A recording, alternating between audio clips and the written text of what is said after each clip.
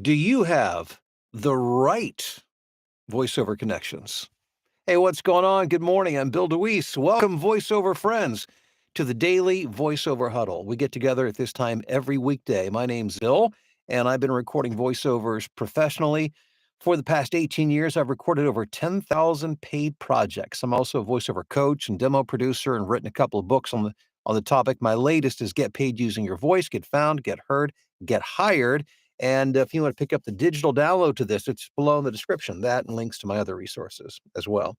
Well, a little bit of an alert here. I'm going to be on a soapbox today, which I do on occasion. I'm a pretty mild-mannered kind of guy, but some things get me riled up. And the things that get me riled up are not personal slights. I'm pretty hard to offend. And whenever you do what I do and you're out there trying to make things happen, people are going to take their shots. And that's all well and good.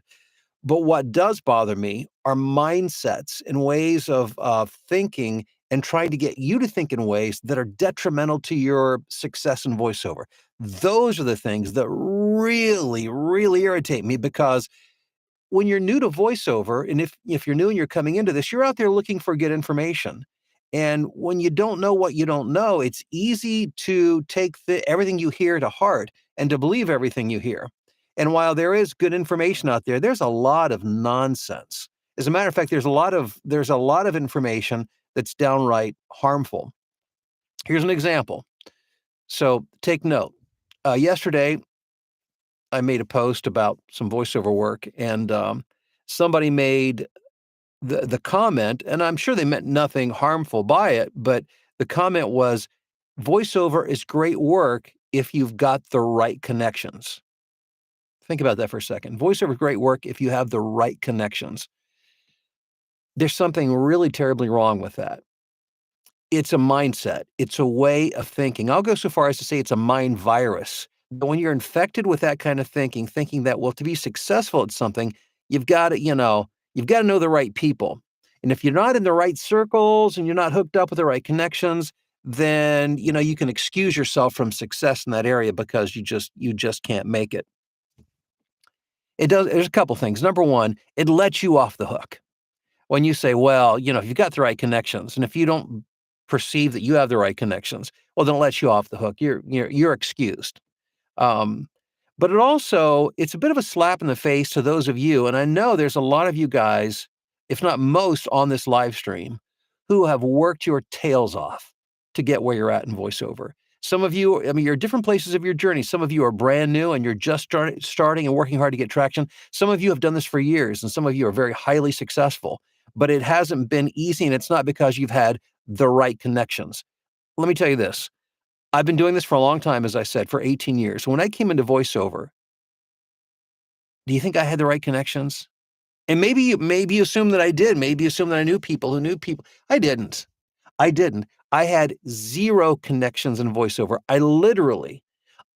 When I came in, I really didn't even know what to do. I was scrambling and started. I have a background in marketing, so I just started doing what I knew to do, and that was just reaching out to people. I literally started from scratch. I would say most, if not all, of the people I've worked with over the years, and I've worked with hundreds and hundreds, these are not people who have come from backgrounds where they're connected to people in voiceover. These are people who have through their own blood, sweat, and tears blazed a trail for themselves. And they continue to do that today. And let me share a story with you, true story. I was contacted, it's been, gosh, over a decade, maybe 12 or so years ago, by a gentleman, I would say he was about my age, maybe a little bit older, who is the son of arguably the most prominent voice actor slash talent in history.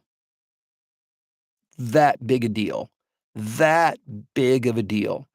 Lives in Los Angeles, grew up with a dad who, and I won't mention his name, but he was huge. He passed away in 1987, I believe it was.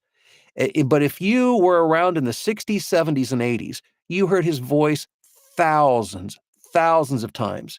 Commercials, cartoons, everywhere. Disney, like I said, arguably one of the most prominent voices in voiceover, still highly, highly, highly regarded. This is his son. His son, very talented voice actor as well. But the reason I met him was because he purchased a marketing training program for me years ago and reached out to me personally asking for help.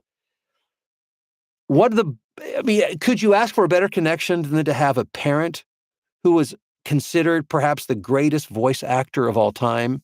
Do you think that gave him a place at the table automatically? Well, when his dad passed, it did provide a couple of opportunities because he was himself a talented voice actor. He was able to take over some jobs that his dad did, was able to get some work on the Cartoon Network, but those jobs eventually dried up. And the problem was this gentleman didn't know how to market. And the fact that he was the son of a great voice actor, the fact that he himself had great voice acting skills did not ensure anything. As a matter of fact, he attended one of my training workshops out in Los Angeles years ago. So, I mean, sweet man, sweet, sweet, sweet man, a good, good person. Again, very, very talented, but was struggling because he didn't realize. I mean, he was just, he didn't know what to do. Here's a father who's I'm still trying to think about this. His dad was wildly successful, but it didn't guarantee him anything. He had to do it just like everybody else. So why do I say all of this? I say it because if you're telling yourself, well, if you're trying to think of excuses, you'll find 101 reasons reasons not to succeed. Not just in voiceover, but in anything. But if you're thinking it takes special connections to be successful in voiceover, and if you get discouraged along the journey and you say, oh, well, it's because, I just don't know the right people. Well, then you need to get to know the right people. And the way you do that is by marketing, marketing, marketing, marketing, and you never stop marketing. Most people who fail in voiceover do so because they stopped marketing. Why? Because it's not easy. It's hard work. Voiceover is fun. Marketing, now for me as a marketing guy, it's fun too, but even so, it's hard. It's work. And it doesn't give you immediate gratification. There's seeds that are planted and planted and planted. Most never take root. A few do. Which ones? You don't know. So that's why you have to keep spreading seed. You keep doing it over and over and over and over again until those little sprouts begin to pop up and you have to nurture them. There is work involved in this. And I hope I've never led you to believe otherwise.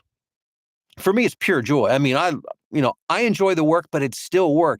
I mean, I woke up, I got up this morning about 5:30 because for a good reason, because I've got so much voiceover work that I had to get done that I had to get started at a really early time. So that's not a complaint. It's just to say, even, when you're doing the stuff that you love, and that's the recording, there are times that sometimes it's, it can be a bit of a pain. I didn't want to get up early, but I'm thrilled that I have the privilege and the opportunity to do it. But don't allow yourself you can't afford to give yourself those kind of excuses. Number one, they're not true. And number two, they're completely disempowering and they can take you out of the game quickly if you allow that to take root in here. Because it is a mind virus and it will derail you faster than just about anything else. So do you need great connections to be successful in voiceover? No, you don't need any connections. What you do need is the willingness to market, and you will build your own if you do the right things and you do them consistently over a period of time. That, my friends, is what it's all about. Now, I'll step off my soapbox and say that, again, I appreciate you being here. And part of our routine, part of our tradition here is that, those who are on the live stream, check in on the live chat and let me know where you're watching and listening from this morning. I like to personally acknowledge everybody. I like to shout out. I want to see who's here. I want to see who's not here. I want to say, hey, I want to see what's going on. And I hope all my friends down in the Florida area and along the eastern coast of the United States are doing well. I mean, you were in my thoughts and prayers. I kept waking up during the night and saying a prayer. In hopes that, especially after seeing what happened, up in the Carolinas just a matter of a week ago, we certainly don't want to see that repeat. And what I've heard this morning, not that it wasn't bad, but it sounds like it hasn't been quite as devastating as that. And I guess with some time through the day today, they'll better be able to sort out and see exactly what the damage is. So we've got Nephi checking in from Knoxville. Good morning, Nephi. Mark, what's going on in Montreal? John checking in from Denver. Rusty in the UP of Michigan. Hey, Joe in the UK. Hope you're doing well. Oh, Joe's enjoying the book. Joe, thank you for picking up the book. I appreciate that, and I hope you're finding it to be helpful. Marie, or Johnny, Marie in San Francisco. Johnny, how are you doing? Ethan, what's going on in sunny Ontario? Jim in Memphis. We got Becky checking in from the UK, where our contingency from the UK is here. Good to have you guys. Hey, Becky. Marla in Texas. Amisha in South Carolina. Aaron in Columbia, Missouri. Becky in Michigan. Galen in North Carolina. Sled in Delaware. We've got Atlanta checking in. Melissa in San Diego. GS in Longview. Washington, Sirius in Charlotte, John in Rhinebeck, New York, Patricia in Jacksonville saying all safe. So glad to hear that, Patricia. We've got Corey, happy Thursday to you. Our thoughts and prayers are with the good citizens of Florida from Whitehall, Wisconsin. Yes, indeed. Marla says, awesome book. Get it, everyone. Marla, thank you. And again, in case you didn't catch it, there's the book. There's a link below in the description. You can download it digitally right now. Wayne, what's going on in Washington? Alex in Westlake, Ohio. Jim says, if your life included Archie Bunker and George Jefferson, you've got a pretty tough hide. Yes, indeed. Sandra, chilly but sunny in Worthington, Ohio. Joy, good morning from sunny but chilly Southfield, Michigan. Rob, greetings from Bob Evans. Oh my gosh, one of my favorite breakfast places of all time. I used to not be a breakfast person. As a matter of fact, if Vicky tried to make anything that was breakfasty, like for dinner, which sometimes she would, I didn't like it. I didn't want to eat it. And something happened along the way several years back, and now I could literally eat breakfast for every meal of the day. Scrambled eggs, bacon, gravy, biscuits, and/or pancakes or a waffle. Man, love it. Bob Evans. Yeah, sorry I got sidetracked, Rob, thinking about one of my favorite places there. I hope you're enjoying your meal. Think of me.